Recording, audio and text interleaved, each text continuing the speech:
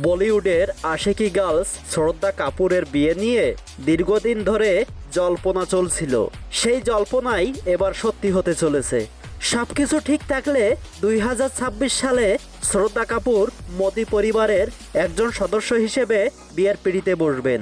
ভারতীয় বিভিন্ন সংবাদ মাধ্যমের প্রতিবেদন অনুযায়ী চিত্রনাট্যকার রাহুল মোদির সঙ্গে শ্রদ্ধার দীর্ঘদিনের সম্পর্ক বলিপাড়ার ওপেন সিক্রেট কফি শপ বা ডিনার ডেট থেকে শুরু করে আম্বানির হাই প্রোফাইল পার্টিতেও অন্তরঙ্গ অবস্থায় দেখা গেছে এই জুটিকে।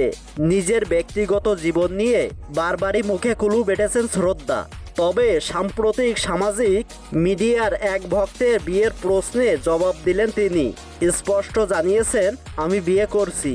এই মন্তব্যের পর থেকেই ভক্ত ও গণমাধ্যমের মধ্যে আলোচনা শুরু হয়েছে। শ্রদ্ধার হবু বর রাহুল মোদি ক্যামেরার সামনে নয়, বরং পেছনে কাজ করে সুপরিচিত পেয়ার কা পাঞ্চামানা টু, সনুকে টিটুকি সুইট ও তোর ছুটি মে মাক্কার এর মতো জনপ্রিয় ছবির সহকারী পরিচালক ও চিত্রনাট্যকার হিসেবে তার যথেষ্ট খ্যাতি রয়েছে। সূত্রের খবর, প্রিয়াঙ্কা চোপড়া ও ক্যাটরিনা কাইফের মতো রাজস্থানে বিয়ের আসর বসাতে চলেছেন শ্রদ্ধা। উদয়পুরের একটি ঐতিহ্যবাহী হেরিটেজ প্রাসাদে ট্র্যাডিশনাল কায়দায় পরিবারের সদস্য ঘনিষ্ঠ বন্ধুদের উপস্থিতিতে 4 হাত 1 হবে এই যুগলের।